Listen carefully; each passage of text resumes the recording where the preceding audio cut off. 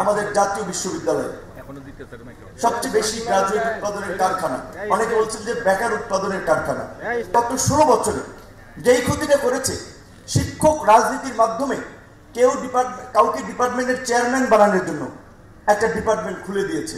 আগামীতে যে ফেব্রুয়ারিতে নির্বাচন হবে, সেই নির্বাচনে যারা সরকার গঠন করবে এবং তার পরবর্তীতেও এই যে যুব বিপ্লবের কথা বলেছে, পরবর্তীও কিন্তু যুব বিপ্লবের সম্ভাবনা এবং ঝুঁকি যেইভাবেই দেখেন না কেন আছে।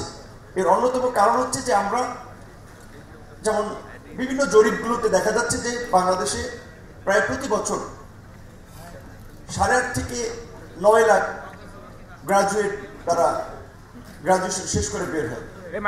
তাদের কর্মসংস্থান আছে কত হয়, কয় লক্ষ, কর্মসংস্থান নাই।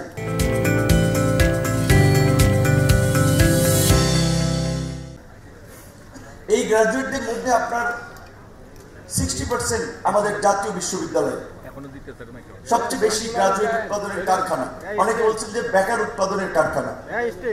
আবার এই 60%-এর মধ্যে 31% হচ্ছে তারা মানবিক থেকে পড়াশোনা করে আসে, গ্রাজুয়েশন শেষ করে।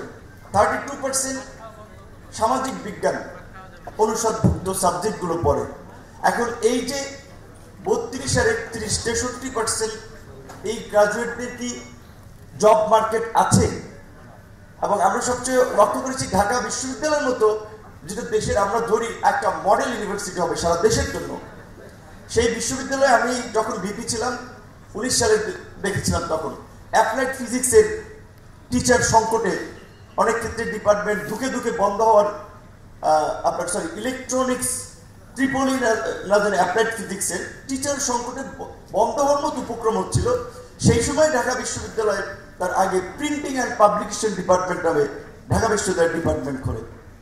এই ডিপার্টমেন্টের কি ঢাকা বিশ্ববিদ্যালয় আসলে দরকার আছে, প্রিন্টিং অ্যান্ড পাবলিকেশন ডিপার্টমেন্ট? তারপর আবার আমি কথা বললে অনেকভাবে বিবেচনা করতে পারে, ঢাকা ইউনিভার্সিটি একটা রিসার্চ বেস মডেল ইউনিভার্সিটি হওয়া দরকার। ঢাকা ইউনিভার্সিটি এখনো প্রায় 200-র মতো একই ডিপার্টমেন্টে রাষ্ট্রবিজ্ঞানের ছাত্র ভর্তি করে। একটা ক্লাসে কিভাবে 200 জন ঢাকা ইউনিভার্সিটির স্কলার আপনারা অনেক সৃষ্টি করবে? তাহলে আমাদের বিশ্ববিদ্যালয়গুলো শুধু ঢাকা বিশ্ববিদ্যালয় না, অন্যান্য বিশ্ববিদ্যালয়ে গত 16 বছরে যেই ক্ষতিটা করেছে, শিক্ষক রাজনীতির মাধ্যমে কাউকে ডিপার্টমেন্টের চেয়ারম্যান বানানোর জন্য একটা ডিপার্টমেন্ট খুলে দিয়েছে।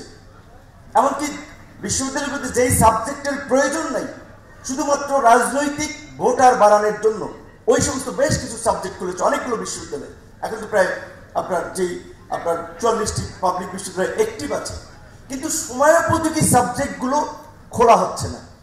যার কারণে ওই যে যুব বিপ্লবের কথা আমাদের যে রিসার্চার উনি বলেছেন, এই গ্রাজুয়েটরা তো চাকরি পাচ্ছে না।